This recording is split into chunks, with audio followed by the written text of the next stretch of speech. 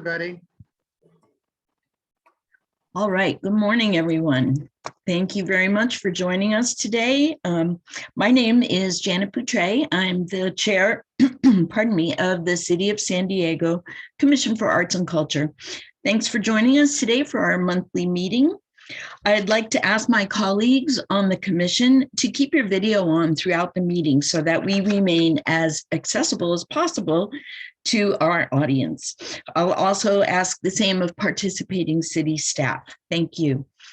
Now, I'm going to do a quick roll call to confirm commissioner attendance. So when I call your name, please unmute yourself and say present. Commissioner Frank.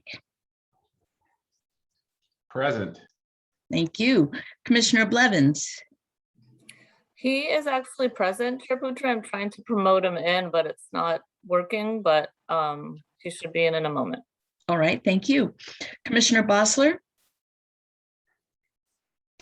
Commissioner Brown. Commissioner DeCenzo.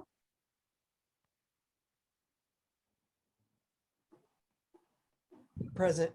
Thank you. Commissioner Hughes. Present. Thank you. Commissioner Jackson. Oops, present. Thank you. Commissioner Meza had already informed us he won't be here today. Commissioner Nwana. Commissioner Friedman. Present. Thank you. Commissioner Smith. Present. Good morning, everyone. Good morning. Thank you. Commissioner Schonbrun. And Commissioner Whipper. Present. Thank you very much. Your attendance has been noted. Also joining us today is city staff, including Executive Director Jonathan Gloss, Chief of Civic Art Strategies Christine Jones, Senior Public Art Manager Chuck Miller, and Project Manager Bel Reza. I'd like to call on Commissioner Hughes to read the Commission's the Commissioner of Arts for Arts and Culture's Statement of Purpose and Vision. Commissioner Hughes. Thank you, Madam Chair. The vision of the Commission for Arts and Culture is expanding our world by celebrating creativity in San Diego. The purpose of our organization is the City of San Diego Commission for Arts and Culture serves in an advisory capacity to the Mayor and City Council on promoting, encouraging, and increasing support for the region's artistic and cultural assets, integrating arts and culture into community life, and showcasing San Diego as an international tourist destination. Thank you, Commissioner Hughes. Well done. I also thank you for enduring a very long period of time on hold so that you could speak as eloquently to the California Arts Council this past week. I appreciate anybody else that was able to attend or speak or make a comment on that. Also like to note that Commissioner Blevins has joined us and Commissioner Bossler has joined us. All right, before we get into today's agenda, I'm going to call on Bel Reza to run down some of the guidelines for today's meeting. Bel? Thank you, Chair Poutre, and hello, commissioners. As you've all hopefully noticed by now, we are conducting this meeting as a Zoom webinar.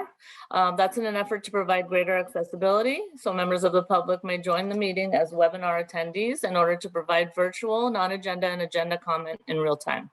As a refresher, please note the buttons on the control bar at the bottom of your Zoom window. Please keep your camera on and keep yourself muted and unmute yourself when you are ready to speak.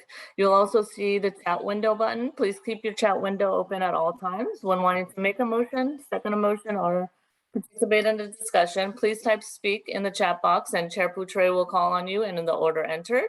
Please refrain from using the meeting chat for anything other than signaling that you'd like to speak in order to comply with Brown Act. Thank you. All right, Bel, thank you. We'll now move to non-agenda public comment.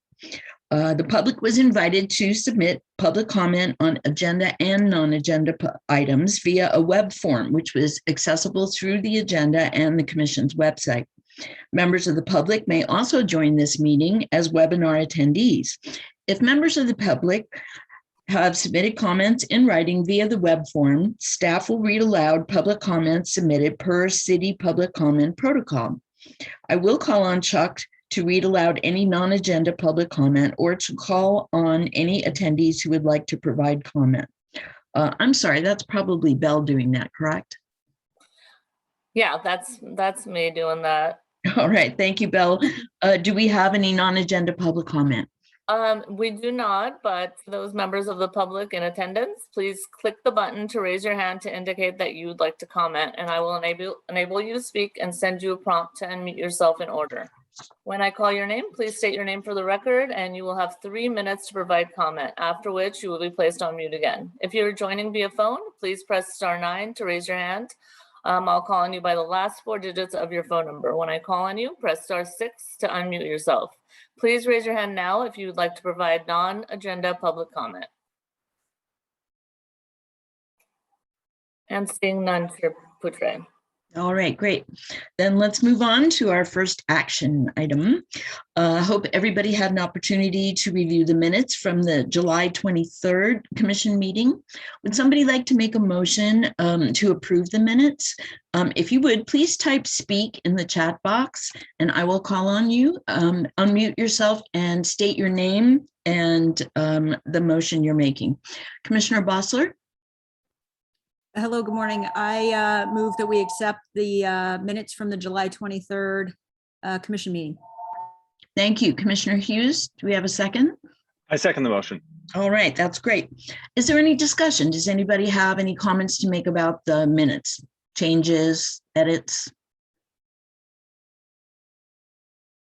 All right. Seeing none, then before we vote, is there any public comment for this agenda item? To those members of the public in attendance, please click the button now to indicate that you'd like to comment. Seeing none.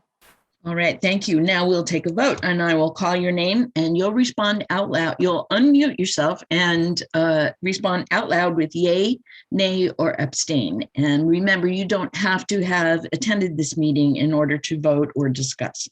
So let's start with Commissioner Frank. Yay. Thank you. Commissioner Blevins. Yay. Thank you. Commissioner Bossler. Yay. Thank you. Commissioner Brown. Commissioner DeCenzo. Yay. Thank you. Commissioner Hughes. Yay. Thank you. Commissioner Jackson. Yay. Thank you. Commissioner Meza is not here. Commissioner Nwana. Commissioner Friedman. Yay. Commissioner, thank you. Commissioner Smith. Yay. Thank you. Commissioner Schonbrun. And Commissioner Whooper. Yay. Thank you. And my vote is a yay. Motion carries. Okay, next up, I want to tell you that Commissioner Friedman and I, with Belle's help, are working on building out a calendar for activities and outings for commissioners. And not only so that we have the opportunity to get together, you know, in person again and spend some time together, but more importantly, we want to be able to engage with the community, see firsthand all this great work that's being done out there. So we're looking into things like tours of cultural institutions, visits to venues, all kinds of things like that. And so we'll have more details for you as things firm up, but I wanted to let you know that we were working on that. And certainly if you have any ideas or, you know, questions about it, feel free to contact me about that. Alrighty, next we have a presentation from about the City Heights Library Annex Arts Reactivation. Thank you. And Victoria, pardon me, Victoria Pletner-Saunders is going to be speaking with us today. In December of 2020, the City of San Diego Public Library came together with the Commission for Arts and Culture and Price Charities to create a business plan for the City Heights Performance Annex and a new multimedia broadcasting studio. That sounds exciting. The plan's mission is to ensure that those who live, work, educate, and entertain themselves in City Heights have access to creative experiences and activities that reflect City Heights' vibrant and diverse multinational cultures. So Victoria Pletner Saunders is the consultant that has been hired by the city to develop the business plan, and she's here to share with us information about this project today. Thank you, Victoria. I'm going to turn it over to you.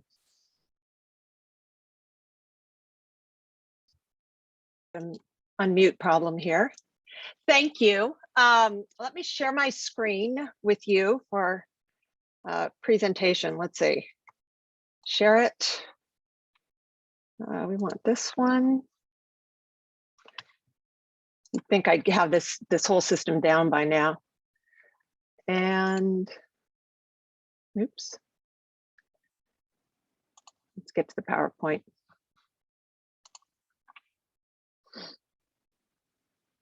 I've got so many things going on here. Slideshow.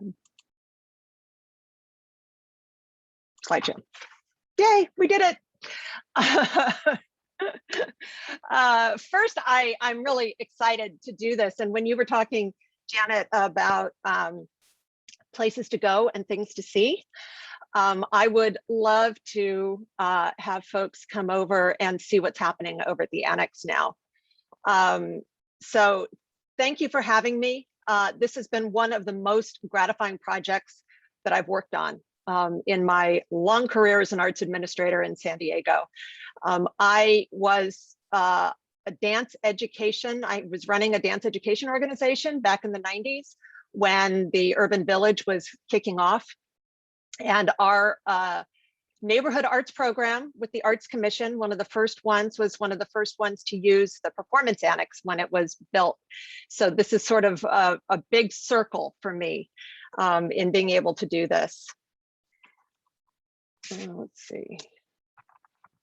I need to get rid of this thing though, don't I? There we go. In January, as Janet was saying, I was hired by the library department to conduct research that would inform business plans for 2 venues within the Weingart City Heights Library Complex. The first space is the beloved performance annex with the Black Box Theater and the amphitheater. Let's see if I can move this. I can't get that out of the way. Okay. The second is the separate space that's actually adjacent to the library or to the annex. It's connected to the library, and behind it, it's on the 2nd floor. And I had another image of that, but we'll see it again later. In the final report that I put to the library, and for which you have a summary of, I addressed each situation differently. These were 2 very different plans and very different projects that we've actually found a way to bring them together. First, I've proposed a new operating model for the performance annex that would alleviate the library from day-to-day management and activation of the theaters. I've also made recommendations for improvements to the facility, and I've identified some potential funding sources. I also prepared a plan that is currently being implemented to create the latest in the library series of Idea Labs. This is the first time for this type of a facility. It is a new community access multimedia broadcasting studio in City Heights. But before we get started, I wanted to share a story with you that changed my understanding of the performance annex. When I first got the contract, the first person I called was Tony Kutry. Some of you may know Tony. He is an architect. He's done a lot of projects in San Diego. He's also done the library and the performance annex. And he worked closely with Saul Price in the development of properties for the Urban Village. He told me a story when I asked him Was there any vision you had for the performance annex that didn't get realized? Is there anything you wanted to do with that space that you couldn't get done? It got value engineered out or something, tell me about the annex. And he said, I'll tell you a story. He said, when I would meet every Friday with Saul Price, at the end of every meeting, Saul would say to me, so what's next? And one day I went to him and I said, Saul, my wife, Allison, and Allison was a dancer, very active, prominent member of the dance community back in the 90s. He said, Allison thinks we need a performance space in City Heights and that there should be a black box theater next to the library. And Saul said, well, okay, Tony, draw up some plans and let me just take a look and see what I think. So he did. And Saul said, great, let's do it. And when he told me that story, it all of a sudden dawned on me that the library never asked for a performance space. It was never part of the original plan for the library, and that the library had been essentially gifted a performance annex with no plan. No, it's not part of their mission. It's not what they do. And they have been asked to run it for the last 20 years. And that's not what they do. So it really helped me understand why we've sort of been looking for a solution to this for a long time. And we now have the opportunity to do that. Despite the fact that they, aren't in the business of managing a theater, I think we can all agree they have done a tremendous job of operating the space over the years, making it a really vibrant, relevant cultural venue for the community of City Heights. So many arts organizations have been able to take advantage of it over the years, but they're really ready now to find a new way to go forward. So we'll look at the annex in a minute, but first I want to show you what's happening across the courtyard. So this is the multimedia broadcasting studio. It is the first publicly accessible broadcasting studio for the city. It is made possible through cable access fees that the city receives called PEG funds. That's PEG for public education and government. PEG funds can only be used for technology that enables community access to the means for creating digital content for broadcast, which today means online streaming.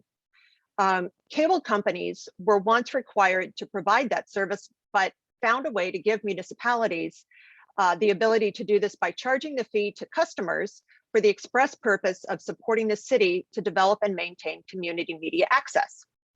The city's chosen to use a significant portion of this money to create digital media spaces in the libraries. You'll know that there are idea labs around the city in various libraries, Malcolm X and the Central Library downtown and La Jolla. But this is the only one that's dedicated to enabling free public access to broadcast and media production. So I missed the slide, but if you're familiar with the performance annex and the library, there's a courtyard in between. And if you turn from the annex front door and look up, there's a second floor, and this is on that second floor. It used to be Nigel's office, if anybody knew where Nigel's office was. So that space on the second floor is now being renovated to create studio and classroom space with the latest technology. IMAX cameras, editing equipment, everything that the community needs to create videos, podcasts, sound recordings, and anything else that can be made public through current streaming channels. All the equipment and the furnishings needed to outfit the studio are being paid with PEG funds. Because the city doesn't have the personnel to provide site management, the library entered into a right of entry agreement with Media Arts Center over the summer to conduct the classes, workshops, and training programs to help people learn how to use the equipment and to create content.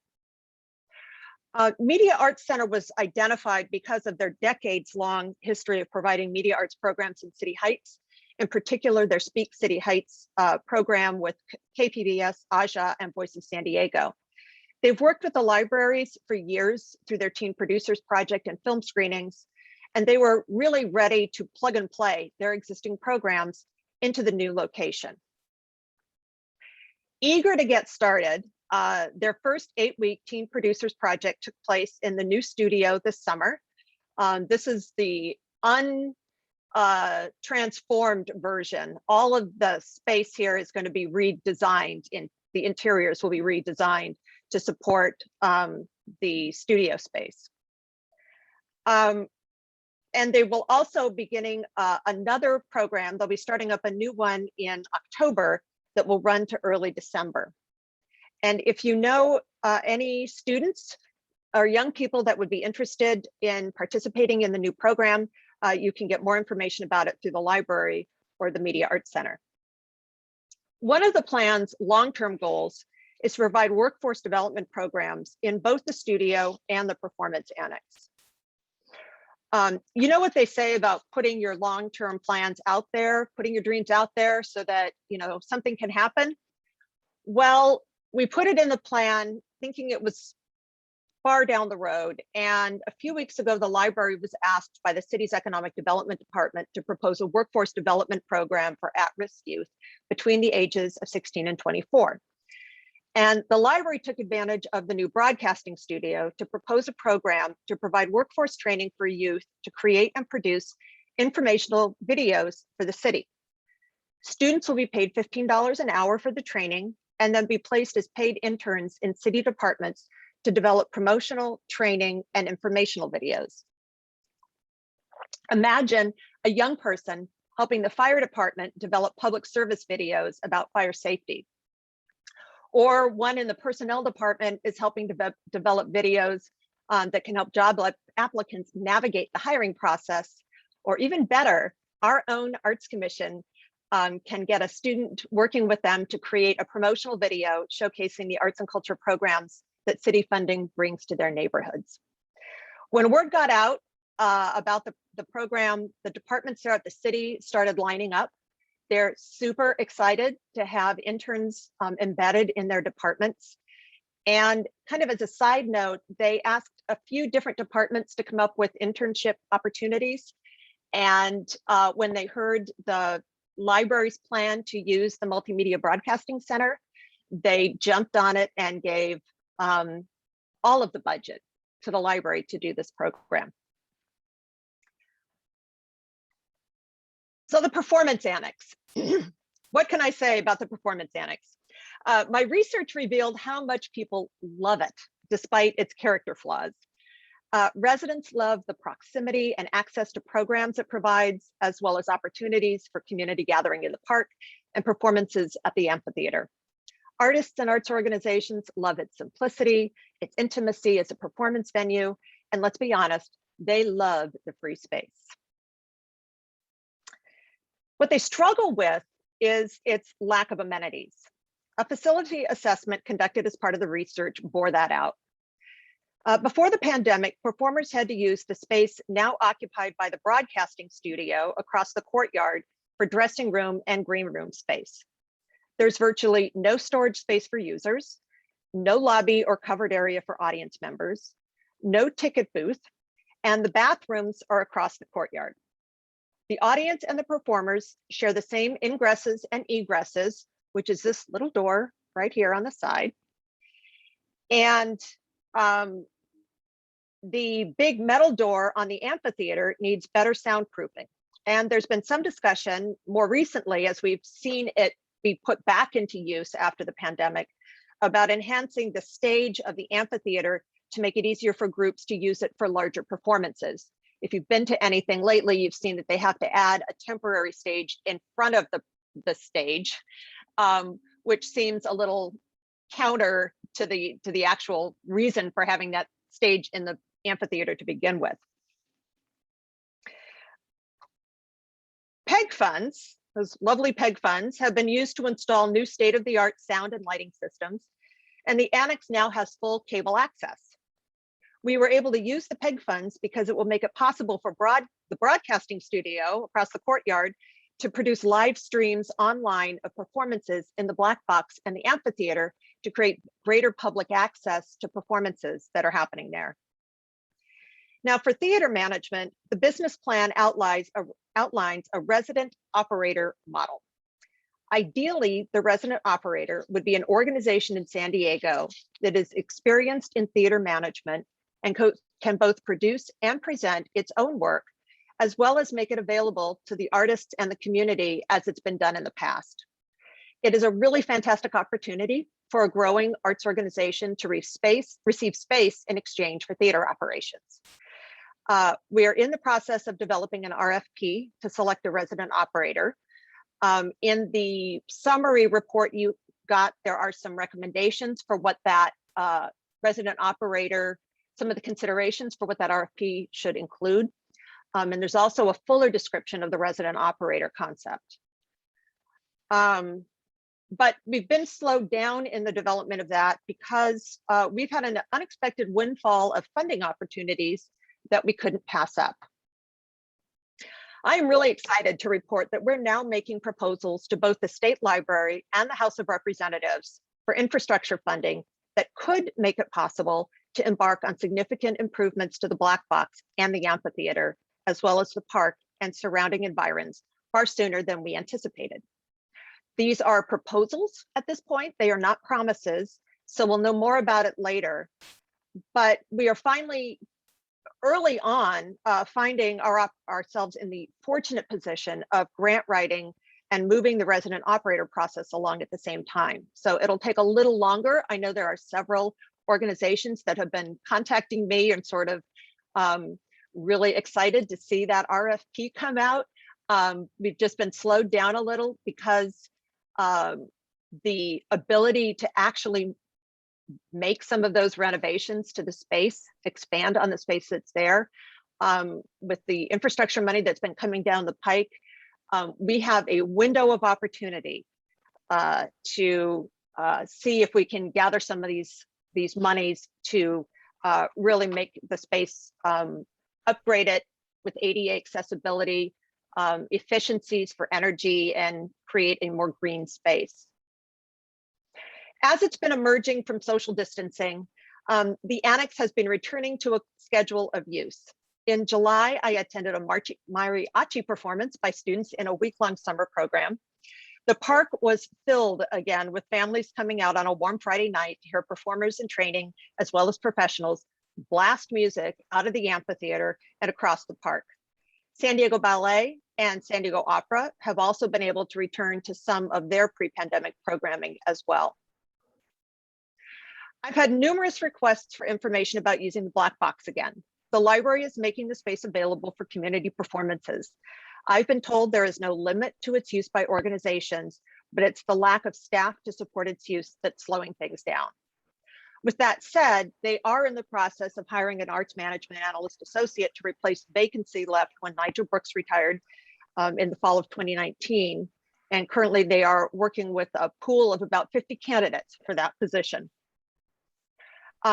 This presentation is just a thumbnail of what's happening over in City Heights. And I'm really encouraged by the city's commitment to bring the performance annex back to life even better and more in tune with what a fully accessible performance venue and multimedia broadcasting studio can be in a community in the 21st century. And I would love to give anybody a tour of the space when they're able.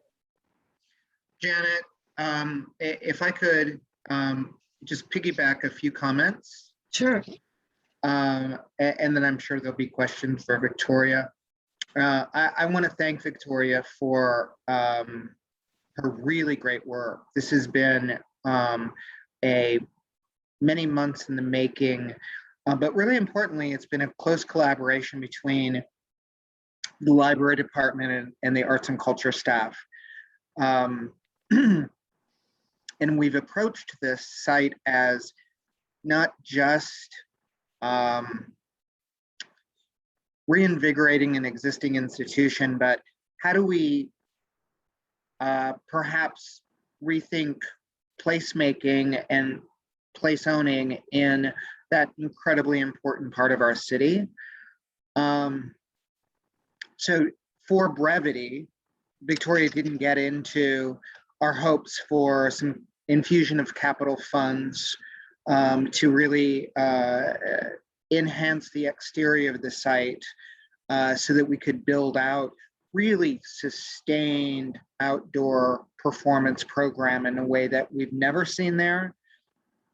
But a city that lives in the sun more than 300 days a year really should have. So that's in the works as well. And with that, I want to again thank Victoria and turn it back to you for questions. Thanks, Jonathan. And thank you, Victoria, very much for being with us today. I'm going to go around and see if the commissioners have questions, and I'm going to start with me because I know I have one. You are talking about a resident operator, and I know there's some more information about this in the fuller proposal. I'm curious to know what you're thinking about in terms of a time frame. In other words, would this be a 1-year kind of contract and then see how it goes? And also, how will you choose? Who will choose and how? Great questions, but I'm glad you're asking them because it was about brevity on the presentation. First, the timeline, like I said, Jonathan and I have been working on the RFP. And in the midst of doing that, these 2 opportunities for funding became available. The first one for the House Appropriations funding, we'll hear, hopefully we're waiting any day now to hear if we get that funding. It's really focusing on the exterior space. So if we were able to receive that funding, working on the exterior of the space, the park, getting a public art person on the team to really reimagine how that space can be used by the public for placemaking, as Jonathan was saying. That can all be happening simultaneously to having somebody in the black box operating it. So our concern was balancing bringing somebody in and then potentially having to move them right back out again if we got the funding to do the major renovations. The major renovations, my vision was a 2nd story and be that bold. We may not be able to do the 2nd story. They're looking at some other ways of doing it to be able to create the same amenities, but it would be a significant construction project. So there will be a period of time in which we need to get that rolling. So that said, what we're thinking is get the RFP out, get that process rolling, see how things are playing out. It could potentially be, the city doesn't like to do those kind of agreements longer than 3 years at a time with the option of renewing. So there would be a time period on it. It doesn't mean that somebody would be out, but if it worked, they could, continue. So we haven't fully decided what that time period would be, but some of the reason for having maybe a 3 to 5 year period and then put the RFP out again is that what the library and what the Arts Commissioner is really looking at is the possibility that it could be an organization that's right in that sweet spot of being able, if they had space to operate in, it could take them to the next level. And this could give them the ability to do that, incubate their organization for that next step, and then move on somehow into something else in their growth cycle, and then be able to make that opportunity available to someone else. So it wouldn't be a long-term, forever agreement, simply by virtue of the fact that the city won't enter into that type of an agreement long-term. Understood. That's a great answer. Thank you very much. I see Commissioner Hughes has his hand up, and I wanted to remind the commissioners that all you have to do is type speak in the chat box, and I will call on you in order. So, Commissioner Hughes. Thank you, Chair. Victoria, love this presentation and the the work that you've done is really, really exciting. I wondered if there is an opportunity for a little bit of coordination of resources with all the changes that are happening down at the Lyceum and the money that the city is investing there. Is there an opportunity, especially in terms of the internal infrastructure, you know, replacing lights, replacing fixtures, et cetera, monies that are not being invested by the San Diego rep, but by the city? Is there an opportunity to sort of have a hand-me-down process over to this space, and that we can at least start to upgrade, you know, as we upgrade the external, we can upgrade some of the internal, at least with little better lighting, little better sound, et cetera, in terms of infrastructure. And then I just have one thought on the, you know, 3 to 5 year management structure. That's really interesting, using, as you know, we've heard in our DEI work, the idea of becoming an institution is having a space. And so smaller organizations growing into institutions having that space. But how do we make sure that there's no lost learning between organization to organization? Where is the through line? Is that the library team that knows, you know, how to turn the lights on, to jiggle the handle before you flush, et cetera, et cetera? Or is there can we build into the contracting process?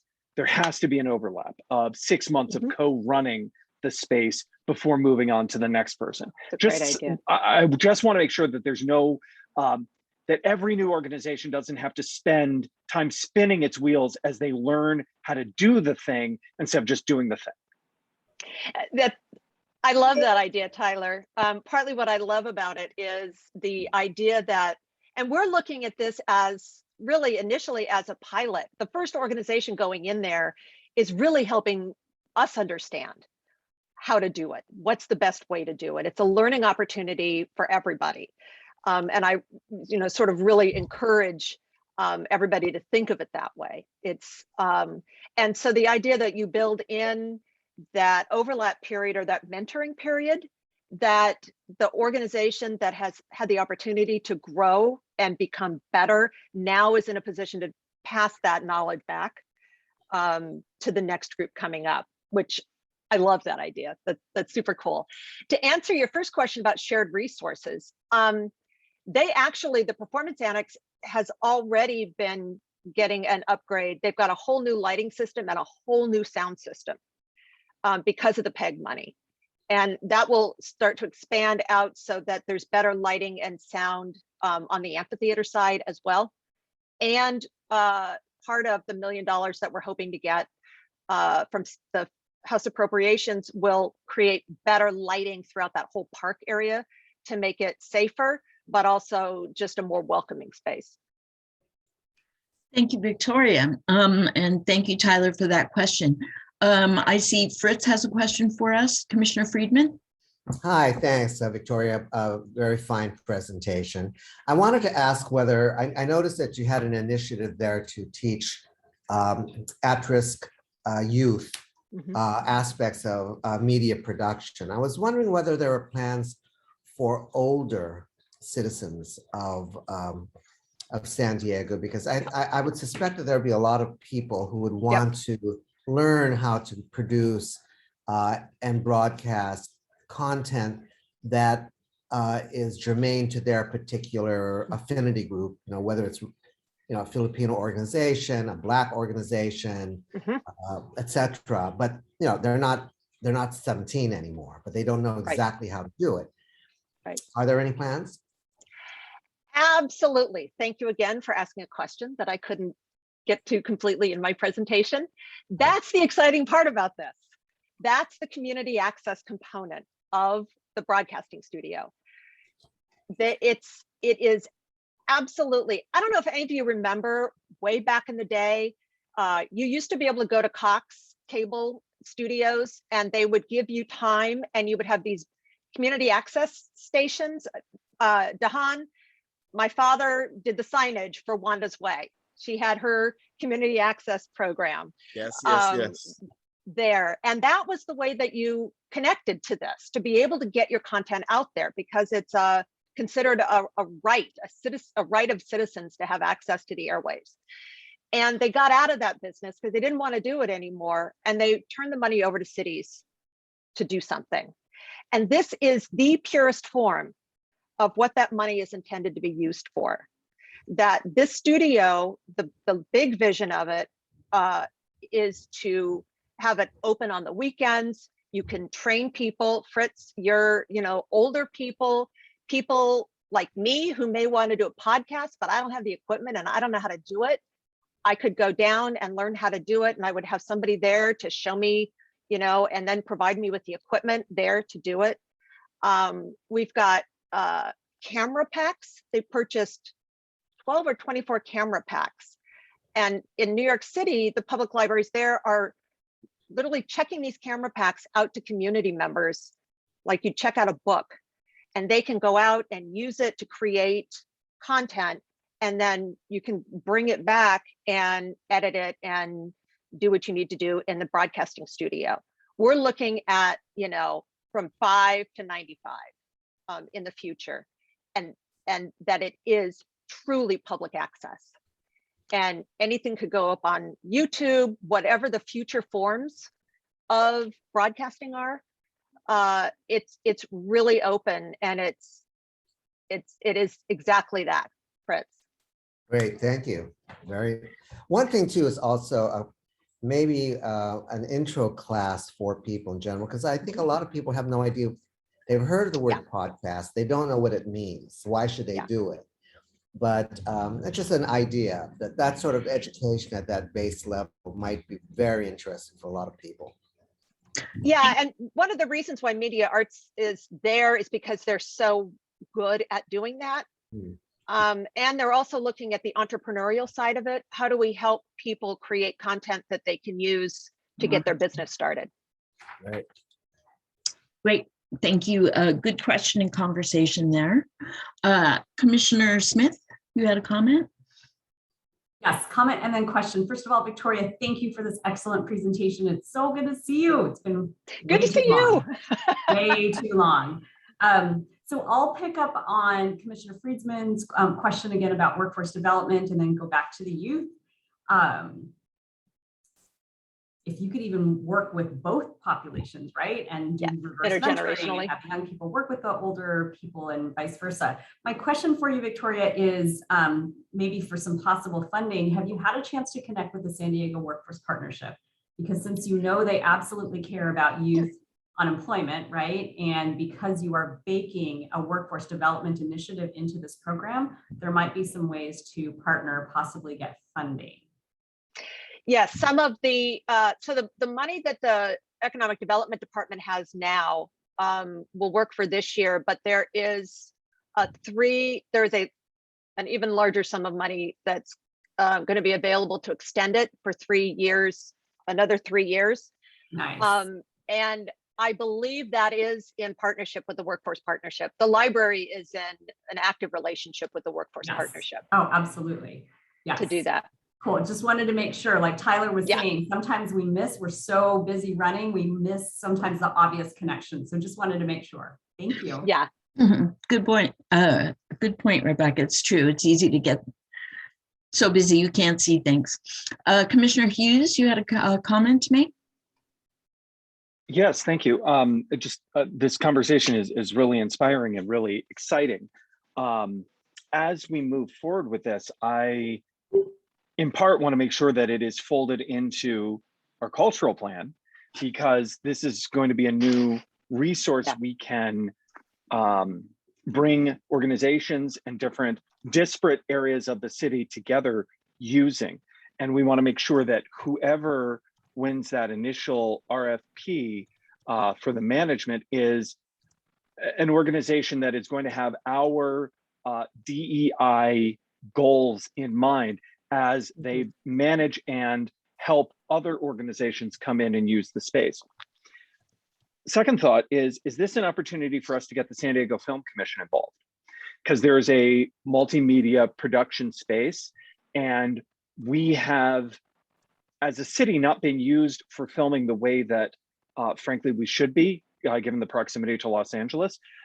and our amazing infrastructure and resources. So is this an opportunity to use the Film Commission and workforce development to get citizens of San Diego who are gaining the knowledge of how to work on a film production employed as filming both for television and films comes to San Diego?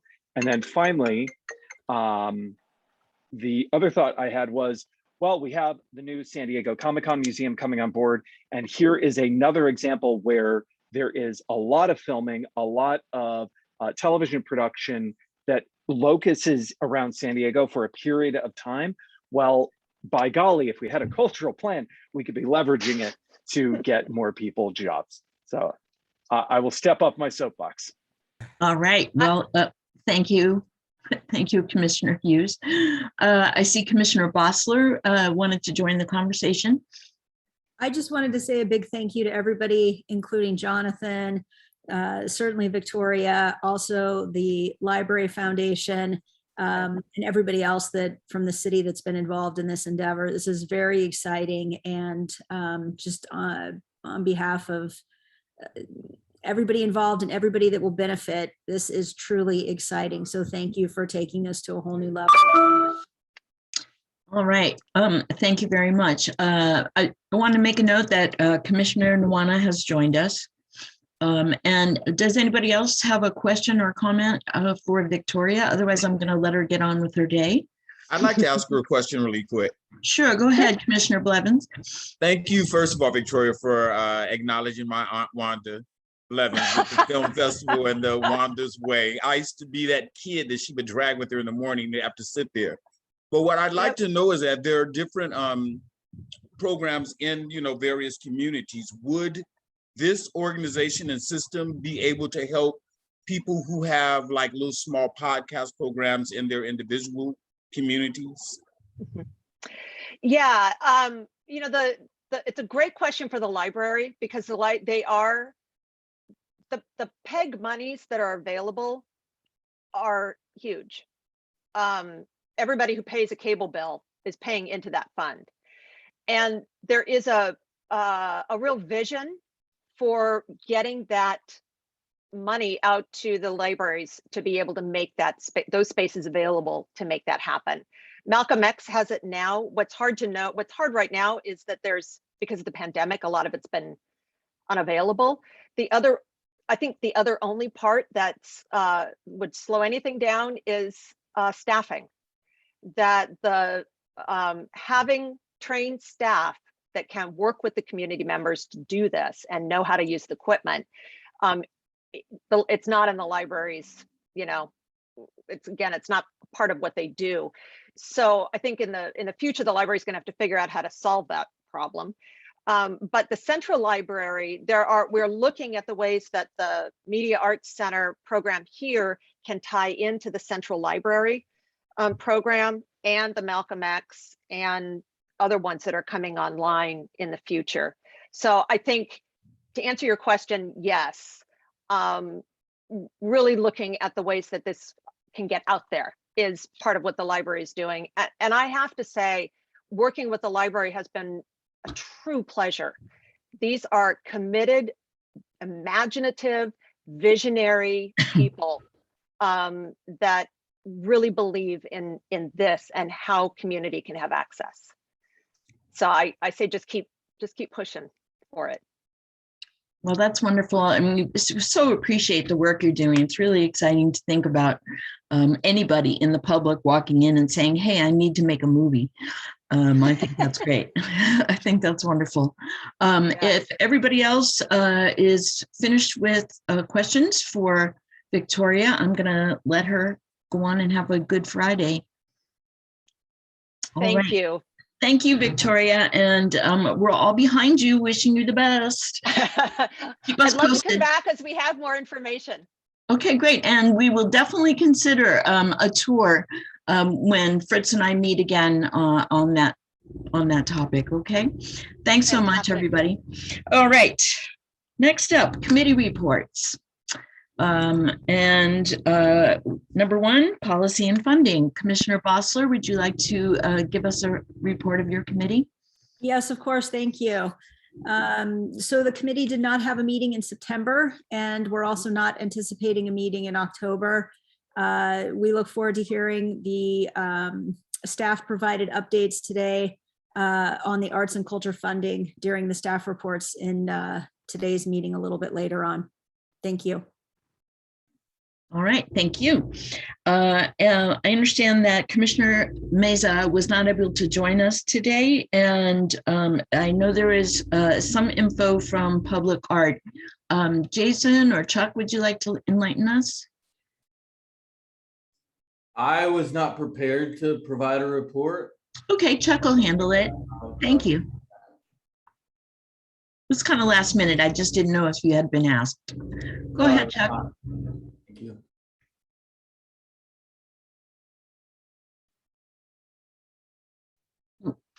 Thank you, Commissioner Poutre. I'll just say on behalf of the Public Art Committee that for the August and September Public Art Committee meetings, there were no action items. In both the August and September meetings, we received 7 and 5 presentations respectively of preliminary temporary project ideas from artists commissioned for the Parks Social Initiative. We anticipate the remaining presentations for a total of 18 projects at subsequent Public Art Committee meetings this fall. Public Art Committee members had the opportunity to ask questions and provide input on the preliminary proposals. And in addition, at the September meeting, we received a presentation from artist M.R. Barnadas for the schematic artwork proposal for the Civic Center mural project, and would expect the final artwork proposal again at subsequent meetings this fall. So that is it for the past 2 months of Public Art Committee meetings. All right, thanks, Chuck. It has been fun seeing those presentations. I recommend if you ever are free during a Public Art Committee meeting to stop by and listen in. It's really fun. All righty, advocacy and outreach, Commissioner Hughes. Thank you, Madam Chair, and good afternoon, everyone. We have not had any formal meetings in September and don't anticipate a formal one in October, but have been busy. I, as the chair noted, participated in the California Arts Council comment period, encouraging full funding for the state-local partnership and re-granting funds through the City of San Diego Commission for Arts and Culture. Also participated in the really great session from our friends over at the tourism department on cultural tourism. And it was great to see so many of our funded community out there. That was really exciting, and to hear their long-term plans. Also participated along with Jonathan and Matt from the Claire Rose Foundation in a monthly discussion with the Movement Catalyst San Diego team, as well as the Catalyst, formerly known as San Diego Grantmakers, now Catalyst, and Claire Rose Foundation, putting together a monthly discussion on arts and culture. The latest one was on health and arts and culture. So really fascinating stuff, lots of opportunities to keep discussions going. And at every opportunity, like any good evangelical, I keep pushing the cultural plan. So I look forward to keeping those fires going. Thanks, Commissioner Hughes. Yes, I am aware that you mentioned the cultural plan. Every time I see you, I think if I saw you at Vaughn's, you probably would mention it too. And that's good. That's good. That's not a bad thing. All righty. Let's see. Commissioner Engagement Ad Hoc Committee. Commissioner Nuana, did you want to give us a report? Hi, thank you so much. I am driving. Just anyway, don't really have much to update.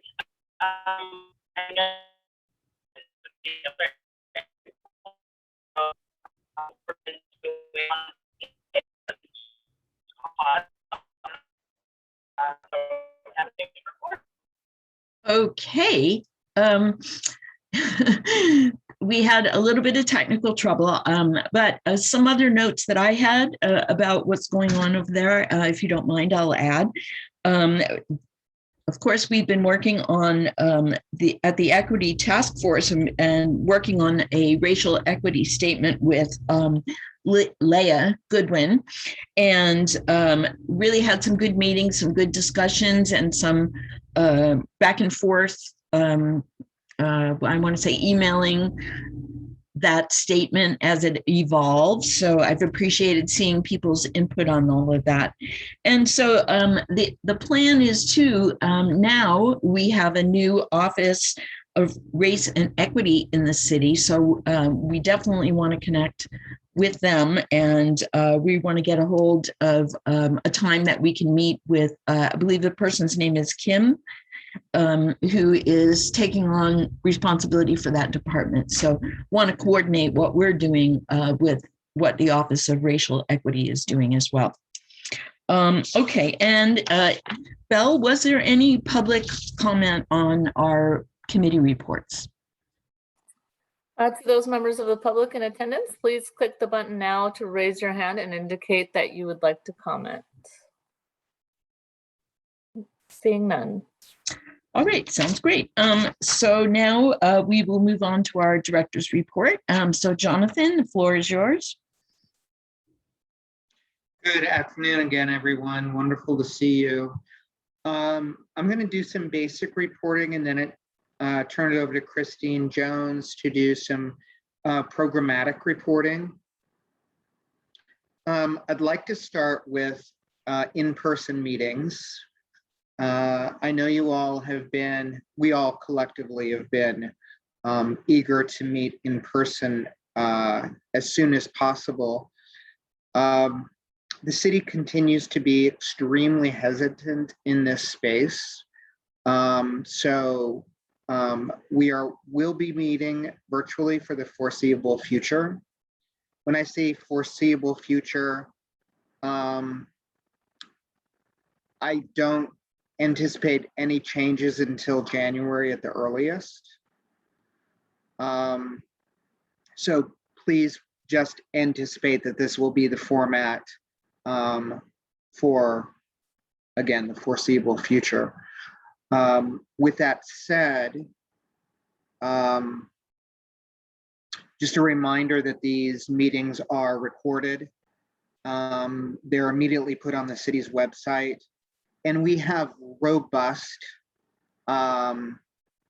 viewing afterwards from the community, staff inside City Hall, staff in the elected officials' offices.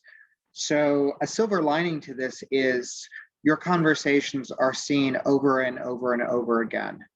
So there's certainly a level of access and accessibility that we didn't see before.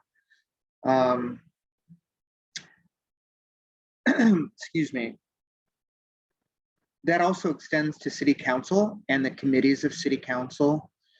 You may have noticed that there was a piece on the front page above the fold on Monday about changes to Council Policy 100-03. Firstly, bravo, huge change. We had huge support from City Council, their staff. It was not just unanimously approved, it was enthusiastically done so. So bravo to everyone. But I want to make sure that everybody understands that when you see pieces, in particular in the UT, chances are very good that they are going right to the videos and writing their pieces from there. So there's far less formal interviews with staff around these pieces. The good news is they make it into the newspaper very quickly. So just for some transparency around that.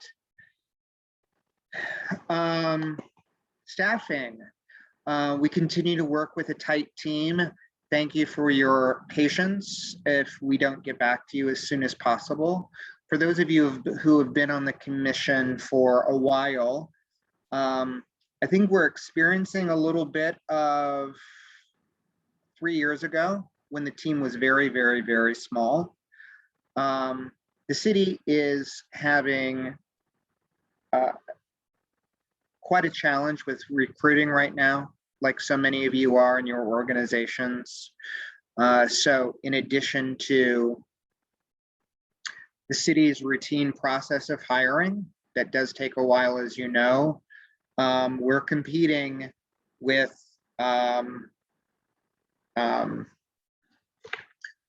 everybody who is in the marketplace right now.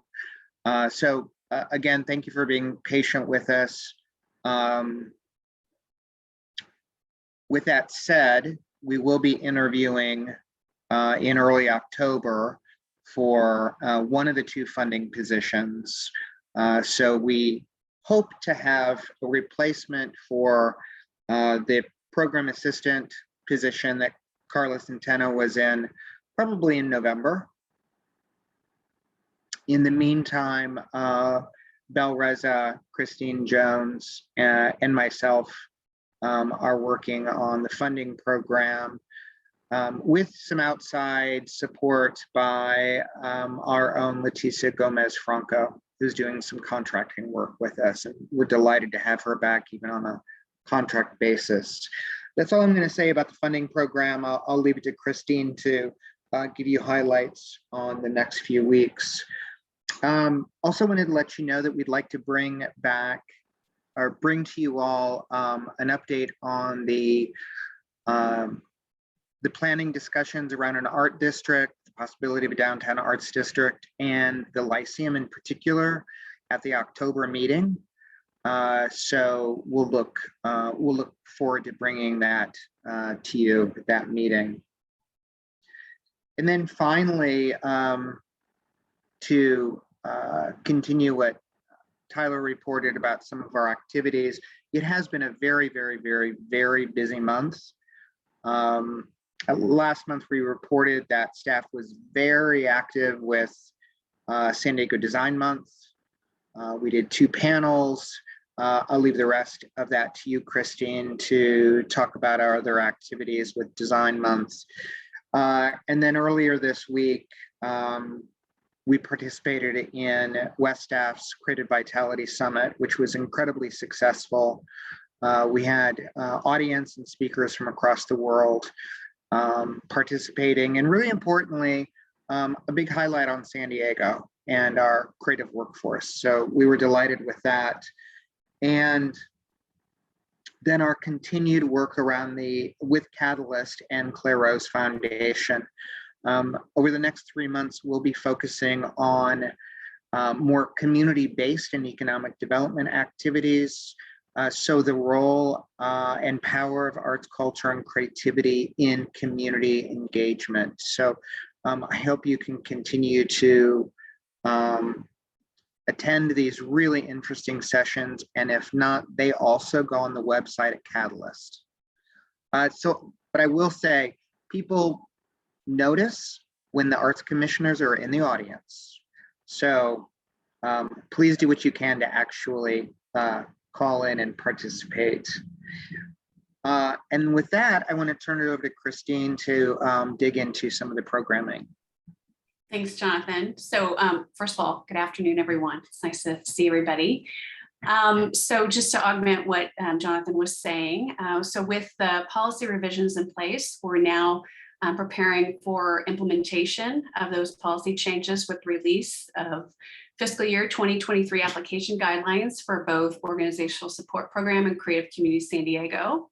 So as you know, it's almost that time again. So we're anticipating release of those guidelines next week, and actually Monday, September 27th, so very soon.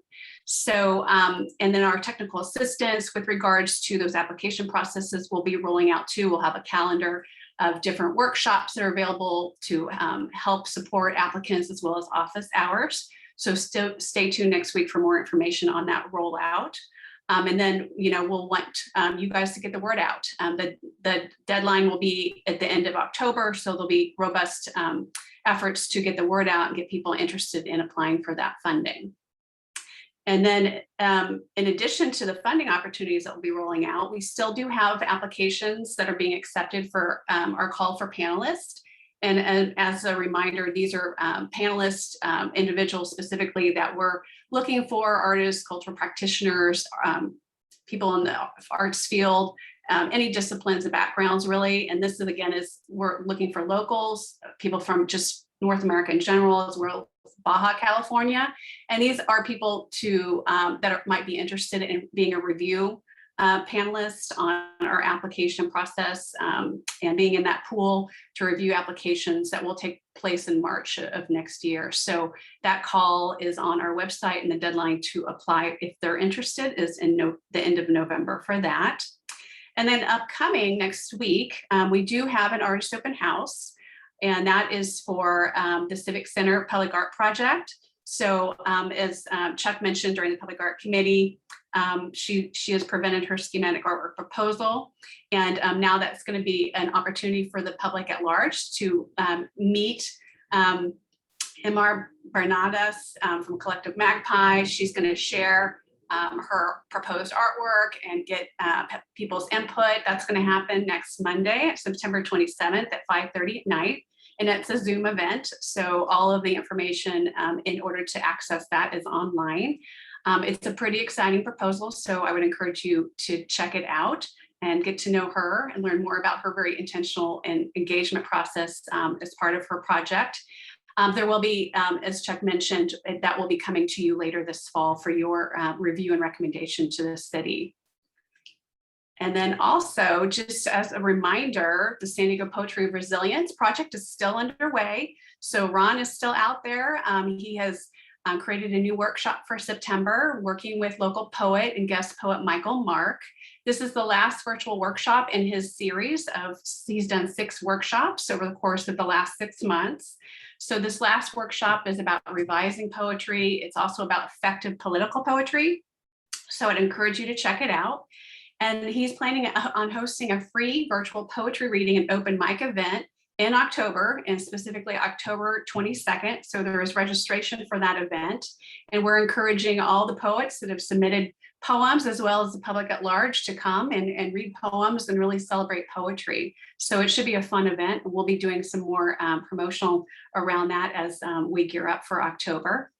And then, as Jonathan mentioned, our staff's been really busy with San Diego Design Week. And so just to give you a recap, we were really, we hope you enjoyed if you participated in Design Week. We certainly did. We were really thrilled with the turnout for all of our events and offerings. So many of which you can still check out on the website, on SanDiegoDesignWeek.com website. So for example, there was a creative economy conversation and panel that happened during Design Week. It was a really interesting conversation about kind of inclusive growth potential for creative economy and both on a local and global scale, really centering both equity and humanity in those sectors.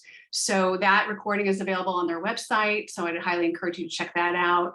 We also, the public art team led a tour downtown of just a snippet of public art downtown. So that was really exciting. People got a glimpse of kind of the intersection of art and design on that tour. And then we also created those self-tours, which we created them specifically for San Diego Design Week, but while they live on, they're going to be living on the city's website, and we're going to be adding to that. So there'll be a series of self-guided tours of the public art collection, the civic art collection specifically, for people to start enjoying and checking out public art in cities, public places all over. And then the last panel that we had, that really was part of Design Week, but also closed out the exhibition for SD Practice. And that was a panel conversation that was facilitated by Brendan Saul.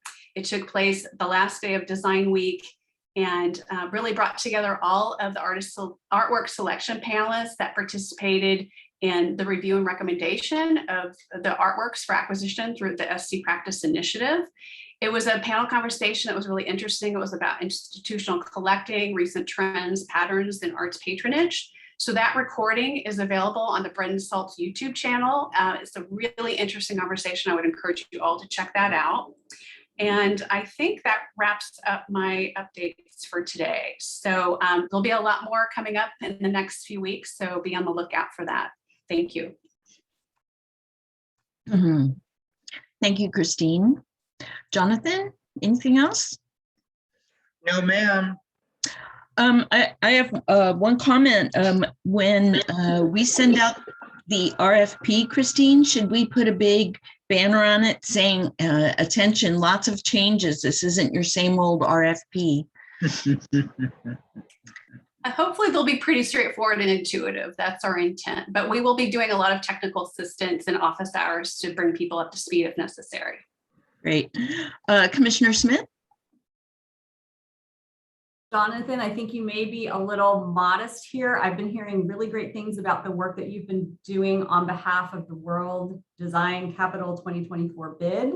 Lots of really good work that you've been doing. So because I feel like I'm involved in like so many different conversations, I appreciate if you could even just share what you've been doing, what the city has been doing, again, as we work in partnership with Tijuana to beat Moscow to be the World Design Capital of 2024.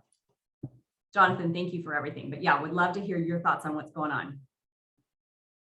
Thank you, Rebecca. So right, where to start, right. It's hard to do a short report. So very high level. Just as a reminder, we are a finalist for World Design Capital in partnership with the city of Tijuana. To Rebecca's comments, I'm the direct staff person as the liaison to Design Forward Alliance and the initiative. They're in spending a tremendous amount of time with the collective team. The collective team, as Rebecca knows, is probably about 100 people, if not more, locally. The official partners are the Design Lab at UCSD, the Burnham Center for Community Engagement, yes, City of San Diego, City of Tijuana, all led by Design Forward Alliance, a myriad of committees working on this. It is, I can say, without, I've worked on Latin Grammys, on Oscars, on national or major sporting events. I've never seen an organization working as intensely and as well organized as this. It is an honor to work on this with these people from throughout the community and throughout the region, but very specifically, the site visit is the 2nd through the 4th. You have not heard details because it is, with the global pandemic, it is changing by the day. There will be one actual in-person visitor to conduct the site visit, the general manager for World Design Organization. But there will be a full hybrid experience. So there is a team that is going to be engaging judges from across the world during that entire time. So it's really been quite an experience. What I will say also is the mayor has taken this on. He is not just supportive, he is the biggest champion. Happy to share with you that he was at a breakfast with the Downtown Partnership. I don't know if you were at this one, Rebecca. I just heard about this. He actually was leading the group in a chant. Go San Diego, basically go San Diego, no Moscow. He is going to win this if it's the last thing he does. He's very, very, very enthusiastic, as is the new mayor of Tijuana. You all will receive an invitation to one of the events in the near future. you'll receive it probably early next week for an event the week thereafter. But please know there's a very large team that is working on all of our behalfs to deliver this. Rebecca, anything that I missed? No, that's good, Jonathan. And I think what I might do just to follow up is maybe send an email to maybe to Belle that can go out to the commissioners in terms of what can we do in the meantime. If you have social media channels, as you're talking about it, again, that our mayor is really championing this. And the fact that we're doing it as a binational region, there's just too much about this that's just so good. And no American city has ever won this designation. So I'm just really excited about us just riding along in the train. And again, Jonathan, just want to thank you for your leadership and representing us at the city level. Thank you, Rebecca. Boy, that's going to be a cool party when we win that. Alrighty, Tyler, I noticed that I missed a question from you. Did you want to go ahead and ask? It was just during Jonathan's presentation. I was just wondering how many positions were currently open, but that's I can ask it offline. Alrighty. All right. And before we move on, is there any public comment for the director's reports?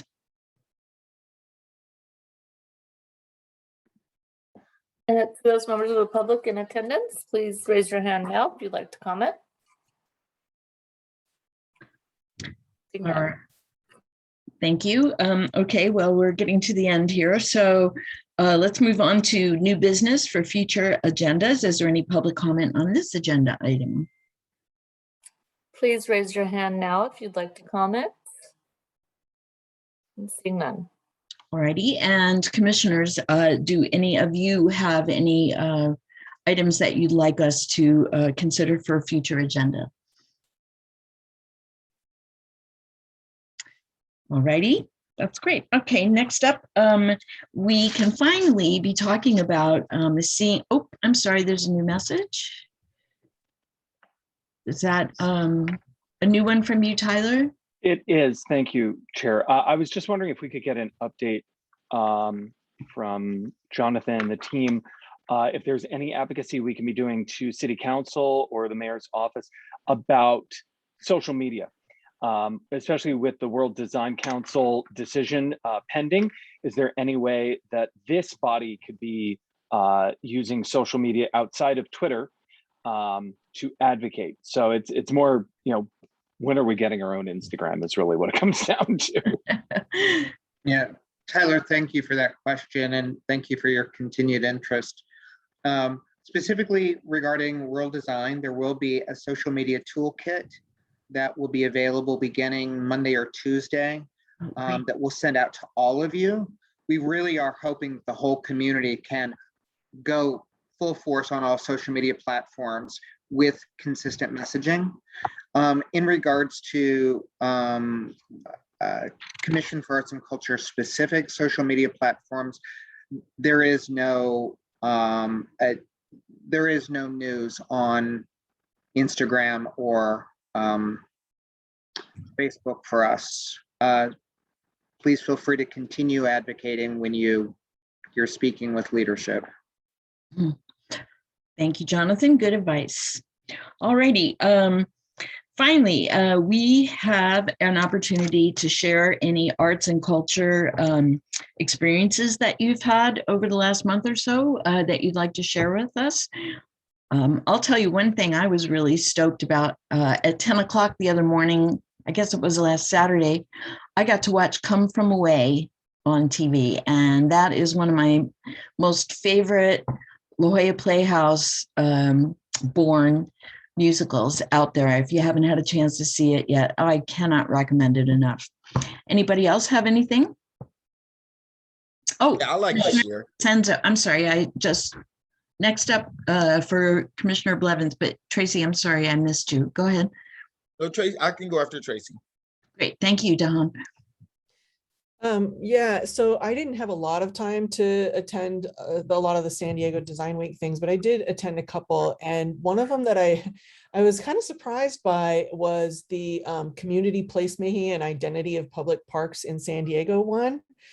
Because of my role with the Ocean Beach Planning Board, I'm also really interested in, how we can have more placemaking and bring more art and creativity to communities. And I actually really enjoyed this one. It was presented by the Society for Experiential Graphic Design, which I thought was, it was a great presentation, and they showed some really fabulous park ideas that are happening throughout San Diego, things that they've designed. But something that they also mentioned that I had never heard about before was a organization called Parking Day, and it's PARK with ING in parentheses.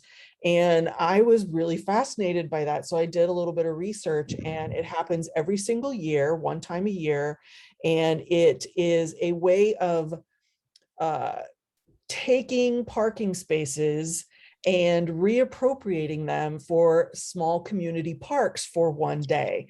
And some of the designs that people do are really creative. Some are just like, putting AstroTurf out there and putting a couple park benches and hanging out all day, But I really, I would love to encourage people in San Diego to try to, get with this program and try to do it once a day. And then maybe we can turn some of our, asphalt jungle into beautiful creative parks one time a year. And if we can continue to do this every year, maybe it'll start actually becoming a thing, and placemaking can become a thing. But the website for them is myparkingday.com. And I think it would be really fun for everybody to just jump on board and get San Diego noticed. Thanks, Tracy. Dahan, you had a comment? Yes, thanks, Tracy, for that. Tracy was also on the planning meeting for the activation of the park in Encanto on Imperial Avenue. It was quite an ordeal. Our great leader, Jonathan Gus, and everybody else from City Council office, Tiffany Harrison, was incredible. Up till the evening before, we thought the thing was canceled, but it ended up going forward. It was more than we could have imagined. There were people who flew in for this event. People flying for funerals. Well, they flew in for an event to see elders in the community be honored. And it just took on a life of its own. The lady who, Whoopi Goldberg did the movie about when she played the nun, the lady who's, the real life lady was there to see the crowning of Kathleen Harmon as the 4th District's Queen Mother of Arts and Culture and Community. Fuzzy came and played. The community came out and danced in the park. There was live music, band. It was things that people said it was impossible to happen and that it most likely wouldn't happen, ended up happening, and it was just a beautiful day. So when it comes to placemaking and warriors fighting to make sure that they happen anyway, it was an incredible experience. A young man from Mira Mesa who was totally against it is like totally on board now, one of the best champions. He's the area manager now for the Encanto area in the 4th District.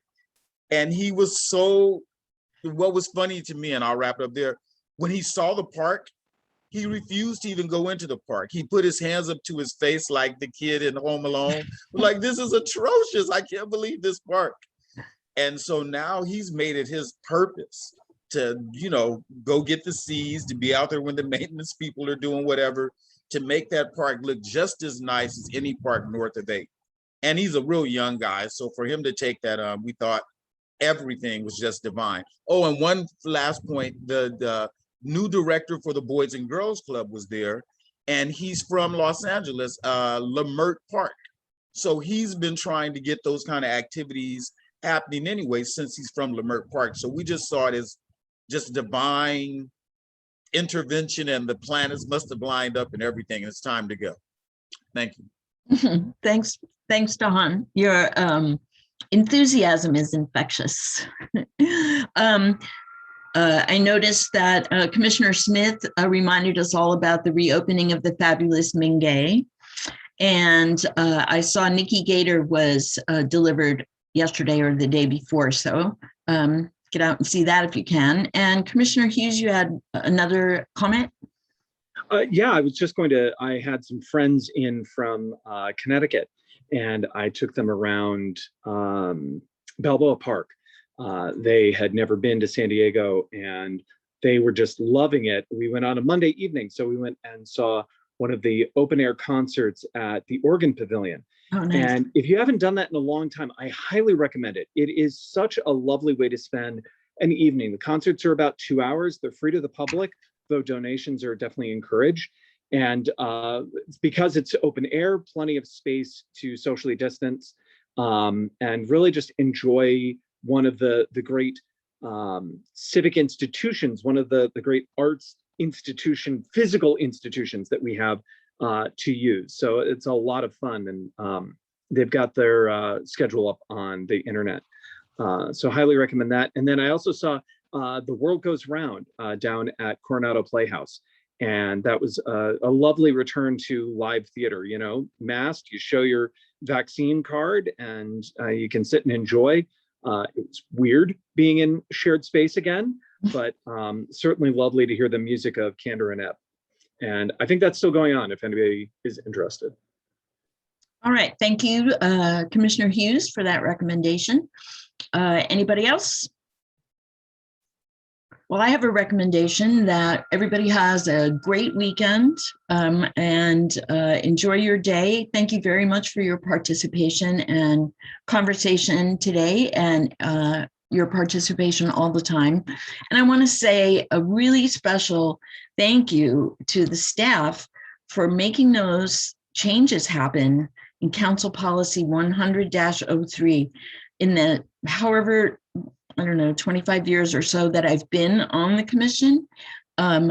Those were things that like, oh, we can't do that. No, we are never going to be able to do that now. That's never going to happen. And look, it happened. Wonderful. Thank you so much. Really, really, really bravo staff. And bravo our city council too for getting with the program.